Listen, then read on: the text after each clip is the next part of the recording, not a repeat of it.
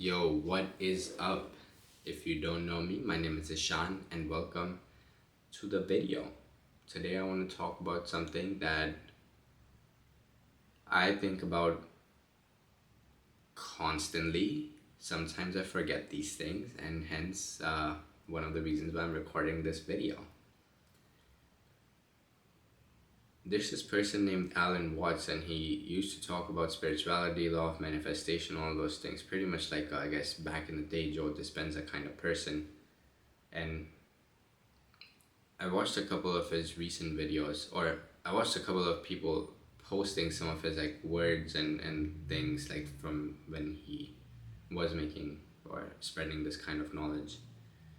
And there was this comparison of life being an effortless dance, or it's supposed to be an effortless dance. It's not supposed to be a journey. Like life is not supposed to be a journey or have a destination where you'll find your purpose. It's more about an effortless dance and waltz that you just continue to play every single day, every single moment. Like when a bird is flying around, it's not worried about when a bird is flying around, it's not worried about, oh my god, like what is my purpose? What am I supposed to do in life? I guess there's an argument to be made about how I think that's just how the evolution of consciousness has worked in our animal tree, where humans are in some way, in some small aspect, we're one of the more evolved species to be self-reflective about consciousness or the nature of self with a capital S, which is referring to in some way the soul or the energy that resides within us. I don't want to say this with certainty because I genuinely feel like there's animals that also feel this, we just don't know, or we can't like fully measure it or understand it. But there's something, I guess, then in that way then humans are able to express it more as well. Like we can outright say how we think about the soul, the self, and the nature of consciousness. But life is not something that's meant to be given meaning to at all times, and rather it's just a play where you're pretty much an actor. And when you think about it, this makes a lot of sense because we have all these labels in the world: student, teacher, parent, scientist, girlfriend, boyfriend, athlete, fitness bro. I don't know, these are some of the things I can think off the top of my head, but you get the point. All these titles, we've constructed these things to fit our identities, and we've in some way created bounds for ourselves. And it sucks because our internal world is so boundless. There's no label that can fully ever define it or encompass everything that's within each of us. So in a way, we're actors. We're putting on these different identities every single day, and we're going about life in this material world. But who are you beyond those labels? And this is something I ponder on a lot, like who am I beyond the labels I've built for myself? What is there once you take away those labels? Because something is still there internally. When you close your eyes and you think about these things and you're like, okay, let's take away this label, let's take away this label. There's still something, there's some essence in your mind that remains. And what is that? What is that? Like, who are you truly once you take away all the labels of this material world? Think on that. I don't think there's an answer. I just don't think that's the whole point. If it could be a label, that would just be another label. Like that would just be another bound. But we're so boundless that there's no label that can inherently define what's within us. And I think that's why it's so important to ponder on this question, so you let go of these material identities that are so dissolvable and not even not even really real to begin with, because they can change over time so easily. So easily. One day you could be working at Epic in a tech industry job and you're a technical services engineer. Next month you could be traveling abroad and you're just a nomad, and the next month you could be in grad school as a student. This has been my personal journey, so I'm using this as an example. But all of those things are just labels. Like, they're not who you in or who I inherently am. So there's something beyond those labels, right, that exists. So I just ponder on that question so much that it's a very interesting thought experiment. A lot of people will say they have answers to these things, and that's the soul, that's the self, and in some way I have to agree. But again, that's like a very contained label, and I don't think it encompasses the boundlessness that our universe internally has. So in a way, life is, or we're playing this play, but I want to step out and I want to think about how it's not about controlling the outcome. It's not about trying to get to a destination. It's not trying to get a fruit of your actions, because they're all dissolvable. They're all something that can easily be taken away from you. And I think in that way, there's one thing that can never be taken away, and that's the knowledge. Like, what resides within you internally, like knowledge of how you see yourself, how you see others, and how you see the world. No, dude, everyone can take away, or anyone can take away your accolades, your accomplishments. Everything in the external world that resides is always dynamic. It's changing. Internal world is dynamic too, but what I mean by that changes. Anyone can take away anything that's in the material world from you. We think we own all these things, but we don't really own anything. Think on that. Anyone can take it away from you in an instant, and but there's something inherently within us too that no one can ever take away, and I think that's knowledge. I I don't know why my brain was like, well, you can make the argument that if you kill someone, you're taking that away. But even then, you can never take what was in their brain. You can never take away their knowledge.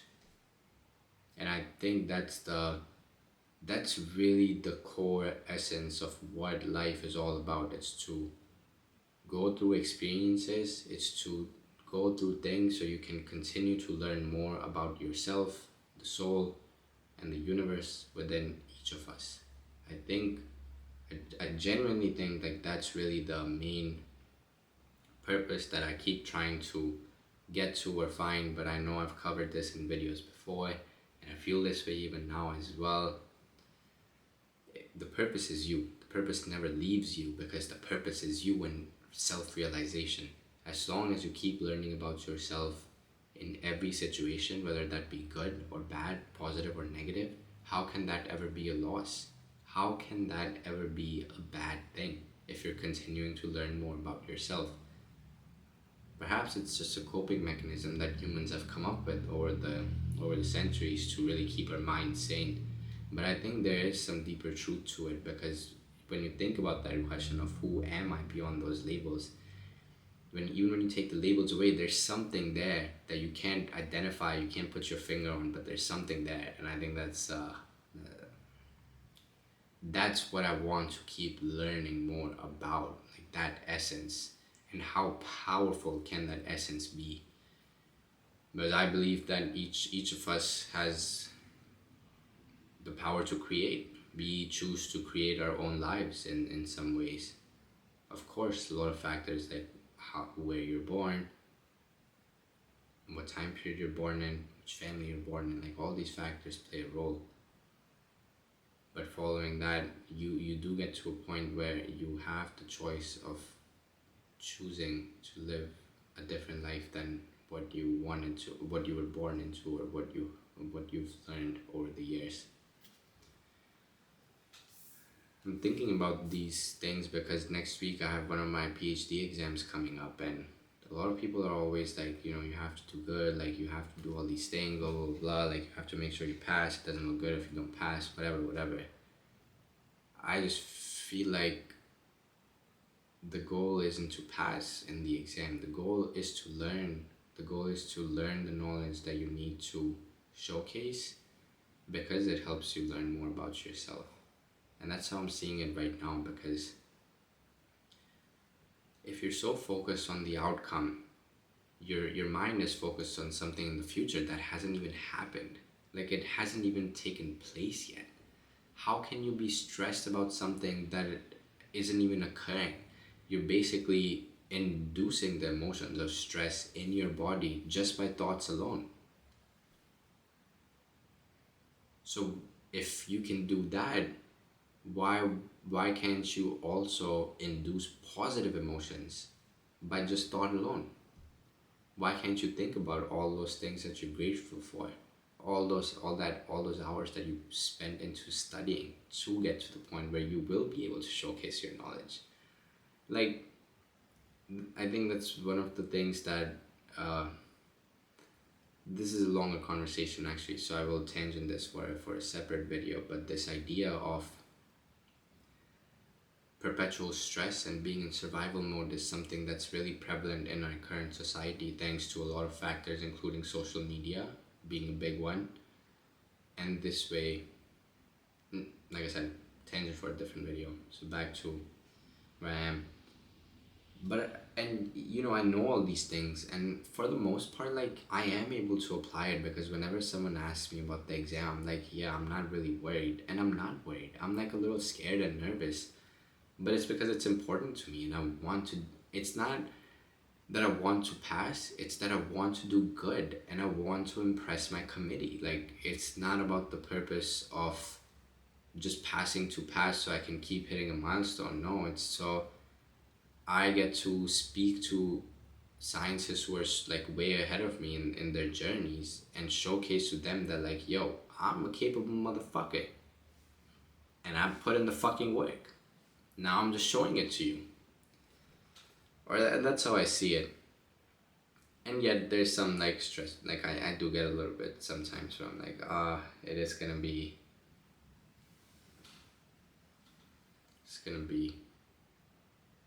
challenging for sure. But this exam coming up, paired with just like me quitting social media, having like weird things going on in life, I've always turned back to the Gita, bro. I've always turned back to the Gita whenever I feel lost, and I swear to fucking God,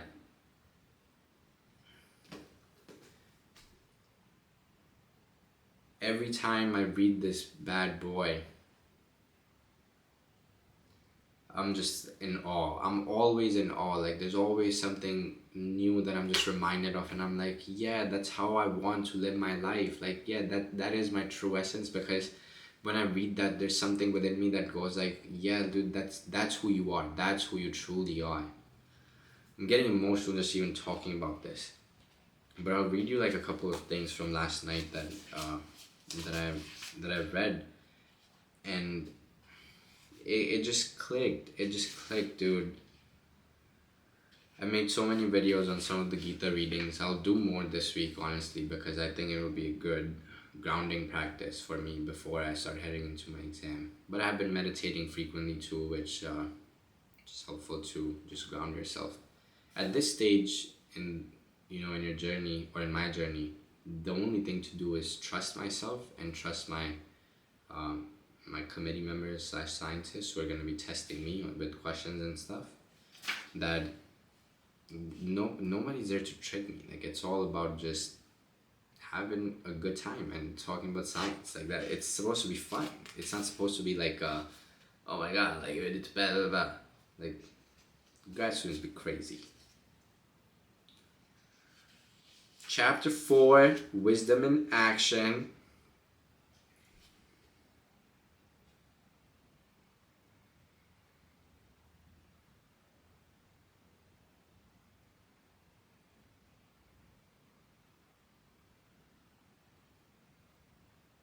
I'll read you a few excerpts leading to the one that I really want to go into. What is action and what is inaction? This question has confused the greatest sages. I will give you the secret of action, with which you can free yourself from bondage. The true nature of action is difficult to grasp. You must understand what is action and what is inaction, and what kind of action should be avoided. The wise see that there is action in the midst of inaction and inaction in the midst of action.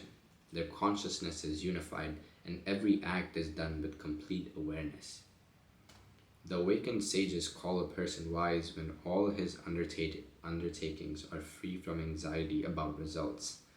All his selfish desires have been consumed in the fire of knowledge. The wise, ever satisfied, have abandoned all external supports. Their security is unaffected by the results of their action. Even while acting, they really do nothing at all. Free from expectations and from all sense of possession, with mind and body firmly controlled by the self, they do not incur sin by the performance of physical action.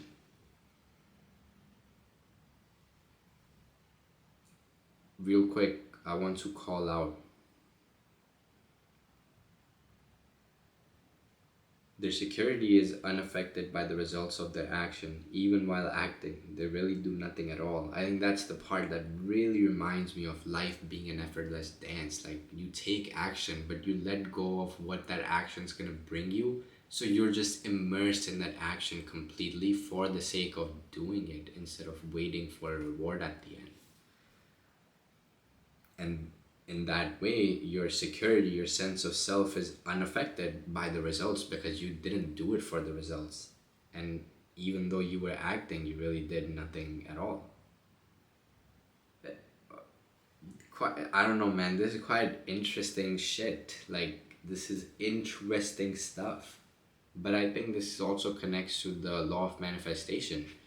The first step to which is you vision. You envision the life that you want, you envision the desire, and then you let go of it.